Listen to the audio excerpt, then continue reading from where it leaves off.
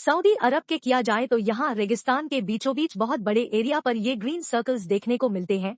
ऐसा मालूम होता है कि इस वीरान और बंजर रेगिस्तान में कुछ इंटरेस्टिंग होने वाला है। टीवी के वीडियोस में एक बार फिर से कुछ जानती गोबी डेजर्ट दुनिया का सबसे तेजी से बढ़ने वाला रेगिस्तान है। चाइना से लेकर मंगोलिया तक फैला हुआ ये रेगिस्तान हर साल 6000 स्क्वायर किलोमीटर भरी भरी जमीन निकलकर पीछे बंजर जमीन छोड़ रहा है। यही वजह है कि इतने बड़े लैंड एरिया में अब सिर्फ चंद हजार लोग ही रहते हैं। गोबी डेजर्ट ही नहीं है तो तेजी से फैल रहा है। दुनिया में मौजूद तमाम रेगिस्तान ही आहिस्ता आहिस्ता फैल रहे हैं और ऐसा होने की सबसे बड़ी वजह क्लाइमेट चेंज और ग्लोबल वार्मिंग है, जिसके किसी हद तक जिम्मेदार हम इंसान खुद हैं। दर्शकों को अपने मकसद के लिए काटना और धड़ाधड़ इंडस्ट्रीज लगाकर माहौल को खराब करना, ये इंसान की बनाई हुई ऐसी तबाही है जिसको डिसर्टिफिकेशन कहा जाता है। एक्सपर्ट्स का मानना है कि डेजर्टिफिकेशन इतनी तेजी से फैल रही है, ये 2050 तक अर्थ का 25% लैंड बंजर और नकारा जमीन में कन्वर्ट हो जाएगा और ये 2100 तक हैरतअंगेज तौर पे 50% पर। सिचुएशन इतनी खौफनाक भी नहीं है। इस सिचुएशन को सऊदी अरब ने जिस तरीके से हैंडल किया है, वाकई उसका कोई जवाब नहीं है। 1930 एक्ट से पहले सऊदी अरब के साथ साथ तमाम अरब कंट्रीज इतनी वेल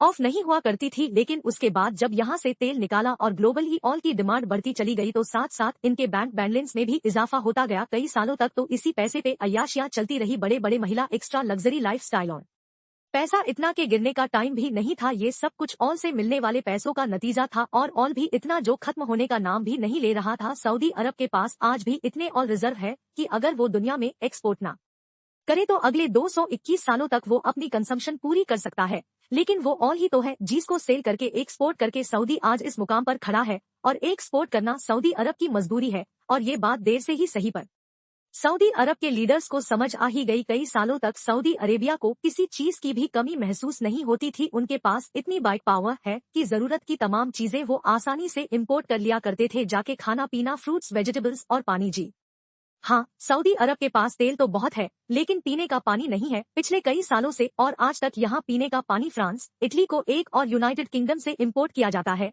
इसकी सबसे बड़ी वजह और कुछ नहीं बल्कि सर्टिफिकेशन ही है। और ये दुनिया के उन मालिक में शुमार होता है जहाँ सबसे कम बारिश पड़ती है। सऊदी अरब में सालाना सिर्फ और सिर्फ 4 इंच बारिश होती है और वो भी यहाँ के वेस्टर्न माउंटेन्स पे, जहाँ से पानी बहता हुआ सीधा रेड सी में जाकर जाया हो जाता। अपने आप को ऑयल और इम्पोर्टेड कानों की डिपेंडेंसी से निकालने के लिए 1970 इसमें सऊदी अरब ने फैसला किया कि वो कुछ भी करके अपने एग्रीकल्चर सेक्टर को इम्प्रूव करेंगे ताकि कंट्री के पास कम से कम इतने रिसोर्सेज हो कि वो अपनी खुद की रिक्वायरमेंट पूरी कर सके। आज अगर सैटेलाइट मैप पे देखा जाए तो सऊदी अरब में लाखों एकड़ बंजर रेगिस्तान को आहिस्ता आहिस्ता ग्रीन सर्कल्स में कन्वर्ट किया जा रहा है। ये सर्कल्स कुछ और नहीं बल्कि एग्रीकल्चर लैंड है जिसको सेंटर पे वेट इरिगेशन के जरिए पानी दिया जाता है। इसमें स्पेशल डिजाइन स्प्रिंकलर्स के जरिए फार्म्स को सिर्फ इतना पानी दिया जाता है जितनी रिक्वायरमेंट होती है। बीच में लगा बहुत बड़ा पाई है की मदद से अपने फिक्स्ड पाथ पे चलता जाता है, जिसकी वजह से इन फॉर्म की शेप सर्कुलर होती है। वादिल दवा सर में बनाए फार्म टोटल 5000 स्क्वायर किलोमीटर के एरिया पर फैला हुआ है जो हर गुजरते साल बढ़ता ही जा रहा है। इसमें छोटे छोटे हजारों ग्रीन डॉट्स जो हमें दिख रहे हैं, यह 1 किलोमीटर डायामीटर जितने बड़े फार्म्स हैं, यानी करीब एक सर्कल 100 एकड़ जितना बड़ा है। नॉर्मल इरिगेशन सिस्टम जिसको फ्लड इरिगेशन भी कहा जाता है, उसमें ज्यादातर पानी जमीन एक जॉब कर लेती है और काफी एवं ऑपरेट भी हो जाता है। लेकिन क्योंकि ये सेंटर पे वेंटिलेशन में सिर्फ उतना ही पानी दिया जाता है जितनी फसल को जरूरत होती है, यही वजह है कि इसमें 90% पानी की बचत की जाती है। सिर्फ यही एक जगह नहीं है जहां सऊदी ऐसे फार्मलैंड बना रहा है। पूरे सऊदी में दर्जनों ऐसे एरियाज है जहां हजारों स्क्वायर किलोमीटर के फार्म्स देखे जा सकते हैं, जिसमें तब्बू भी शामिल है जहां लाइन से भी बनाई जा रही है। पर सवाल यह है कि इन फॉर्म को बनाने के लिए सऊदी के पास इतना पानी आता कहां से है, जबकि यहाँ ना तो कोई परमानेंट रिवर्स है और ना ही यहाँ इतनी बारिश पड़ती है। 1907 डेज में लीबिया के बाद सऊदी ने भी के नीचे पानी ढूंढना शुरू किया था। उनको इतना ज्यादा तो नहीं है लेकिन 480 क्यूबिक किलोमीटर पानी मिला था। 1970 से लेकर आज तक सऊदी में जितनी भी फार्मिंग हुई है उसके लिए इन अंडरग्राउंड वेल से 21 क्यूबिक किलोमीटर पानी निकाला जा चुका है। सिर्फ ये अंडरग्राउंड टैंक वो ऑफर्स ही नहीं है जिसपे सऊदी अरब की इंडिपेंडेंस हो। डीजल स्टेशन के जरिए पानी बनाने वाला सबसे बड़ा मुल्क भी सऊदी अरब ही है। लेकिन जाहिर है ये सब ऐसे ही नहीं चलने वाला, के लिए बहुत एनर्जी चाहिए जो फिलहाल फ्यूल और न्यूक्लियर एनर्जी से मिल रही है और अंडरग्राउंड ऑफर का पानी लिमिटेड है जो कि 50 सालों में खत्म हो जाएगा। इसी मसले के सॉल्यूशन के लिए सऊदी अरब के वेस्ट कोस्ट पे एक नया एक्सपेरिमेंट चल रहा है।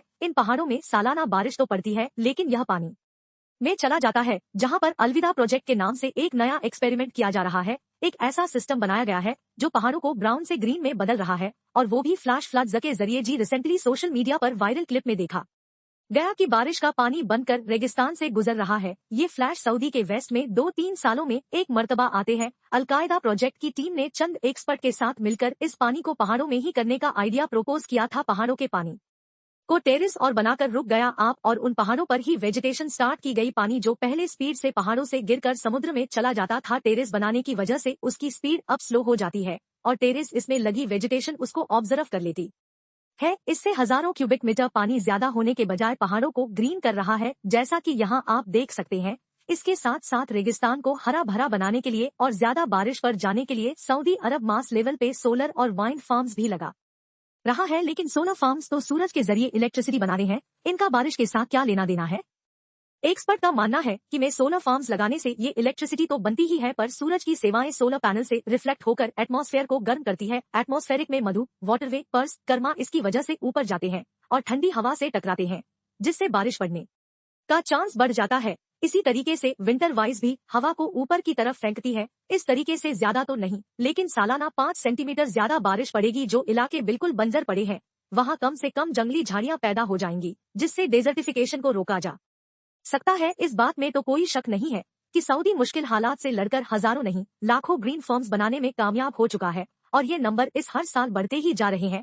1960 में जहां सऊदी के पास सिर्फ 11,400 स्क्वायर किलोमीटर फट आइलैंड था, 50 सालों की मेहनत के बाद अब यहाँ 35,000 स्क्वायर किलोमीटर एरिया पर सिर्फ फार्म्स बने हैं। ये एरिया इतना ही है जितना बड़ा ताइवान या फिर बेल्जियम है। आज सऊदी अरेबिया इतना सेल्फिश हो गया है कि वो इंटरनेशनल मार्केट में कमोडिटी एक्सपोर्ट भी कर रहा है, जिसमें कॉर्न, सोयाबीन, ओट्स, वीट और राइस शामिल है। डिफिकेशन पर काबू पाने के लिए 2022 में सऊदी अरब ने 1 करोड़ 20 लाख नए दर्शक भी लगाए हैं। अपनी लाइन सिटी प्रोजेक्ट को नजर में रखते हुए 100 एक्सपर्ट्स का अंदाजा है कि 2030 तक ये 2,25,000 हेक्टेयर इस रेगिस्तान की जमीन को ग्रीन लैंड में कन्वर्ट कर पाएंगे। उम्मीद है जिम टीवी की ये वीडियो भी आप लोग भरपूर लाइक और शेयर करेंगे। आप लोगों के प्यार भरे कमेंट्स का बेहद शुक्रिया। मिलते हैं अगले शानदार वीडियो में।